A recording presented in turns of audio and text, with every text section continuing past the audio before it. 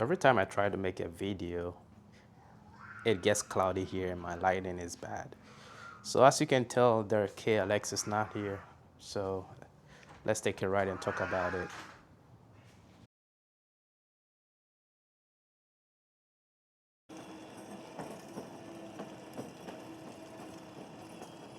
This is the last video of the series of the KLX 300 supermoto build. And I'm going to tell you about all that, what my thoughts are, what I did with the bike, and lessons learned.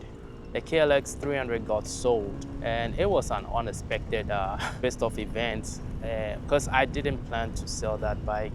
But the backstory to that is before I actually bought a KLX, there was a new bike coming out, which is very obvious that I was interested in buying. And just while I was waiting, I missed working on motorcycles. I have a Honda. So because the Honda is so reliable and doesn't break down often, I find myself not having a lot of things to fix, which I do enjoy fixing things. So I decided while I'm waiting for this new motorcycle that I want to purchase, I was going to try my hands at getting a crashed motorcycle and rebuilding it. So that's what I did. The things I fixed on the bike, so the bike came in with a bent handlebar, which needed replacement. The turn signals needed replacement as well. The tires were fine. I just needed the front wheel balanced. And then there were a few basic cleaning that I needed to do because the bike had been sitting outside for quite a bit. There's a squirrel chilling out here.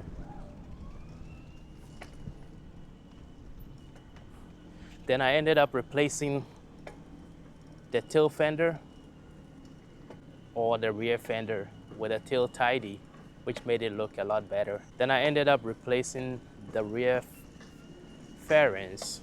They had scratches on them. I did replace them. I was in the process of replacing the fronts, but the price was so high up there, I decided to just get the graphics. I did get the right side lower graphics. The left side upper was in back order for so long, I decided I was going to forget about it. I didn't replace the fuel cap, the whole assembly. If I knew I could just order the lock itself, I would have done that.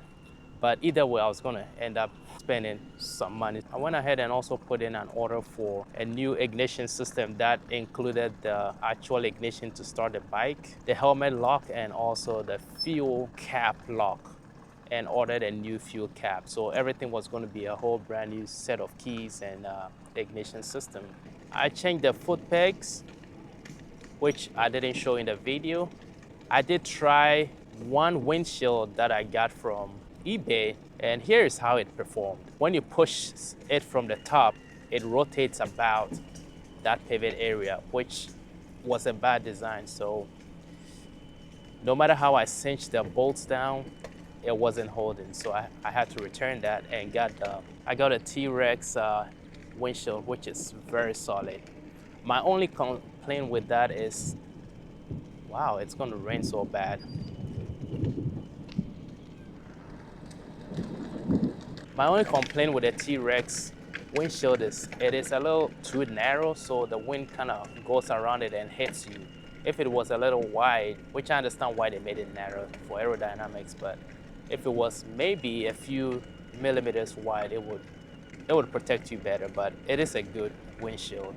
All in all, the KLX, I really enjoyed riding it. What surprised me was how it was able to hit 80 miles an hour on the highway, which I didn't expect at all. It was a very good bike. I had a lot of fun on that bike. So those are the things I did with the bike. Now let's talk about challenges that I had during the build. So the biggest challenge I had was with the electronic system. I ordered a new throttle assembly, which I was hoping to just do a plug and play. Come to find out, I don't remember what year I bought, but the connector to the bike was a different connector. So then I had to cut the connector off and solder the old one on. But what I decided to do was just take the actual pieces that I needed. The only thing I needed was the red switch for the engine start stop. that was something that involved me taking the inners from the one I purchased out and doing some soldering. And I am not very savvy when it comes to electrical stuff. I choose not to do that, but over the few years I've learned to solder. I'm not the greatest, but yeah, that was a challenge for me because I had to take all these pieces off. And the other side of that is the throttle tube that came with the one I bought was all mashed up, so I couldn't reuse it. So that was a challenge there. I had to order 4 different fenders so I got everything to work. The other challenge I had was also deciding on which handlebar I wanted to go with. So in the video it doesn't show, I did not show it, but I ordered 2 different handlebars, then picked the one that was closest to the stock. So that is what I ended up using. But besides that, everything was relatively smooth. Those were the challenges I had. So lessons learned, I would say if I had all the time in the world, I would order the parts as I went along with the build, because that in some way would help you save a lot of money. So you will know the actual part you needed and how much quantity you needed. With the fuel cap, it was missing the lock, the actual lock itself. What I could have done was probably go to the Kawasaki dealership to get just that ordered with an extra key, and it would have saved me some money. But I didn't know that. I just threw it away because I thought maybe it was broken. So yeah, that was a lesson learned. So order the parts as I went along. But on the other hand, time is not always on your side. If you were in this build for a business, I would only order what is needed, like the cheapest way possible. But I didn't do this project to flip the bike. My goal was to have as much fun as I could. Finally, why did I decide to sell the bike? It was fun to ride the bike. It could do most of the things you wanted it to do. The only thing that I realized was how much my tailbone was hurting after 25-30 minutes. And I don't have that experience on my sport bike, and which surprised me. So for the first time I was in denial. I don't know if it is the profile of the seat or the type of foam, but it was hurting my tailbone every time. And the plan was to ride that more to work, and I couldn't do it because the shortest ride to work for me is 15 minutes. So yeah, so that got me thinking about maybe selling it. And the other factor was I was waiting to buy another bike.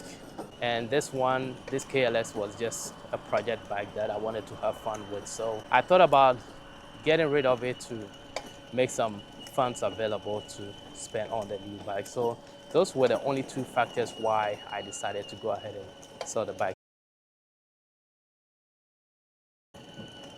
But all in all, it was a very good project. It was a fun project. Would I do it again? Yes. Would I buy a KLX 300 again? Yes, I would. If I had a chance, I would. The only thing is I would change the seat. Yeah, so it was a fun project for me. I hope you also had fun watching the videos and my struggles, if I showed any in the videos. And also, I would like to know what y'all think I could have done better on the build, or if you have done this build before, what are some lessons learned you had? What are some challenges? And overall, what do you think about the KLX 300 and other motorcycles in this category? I'd like to know. Thanks for watching.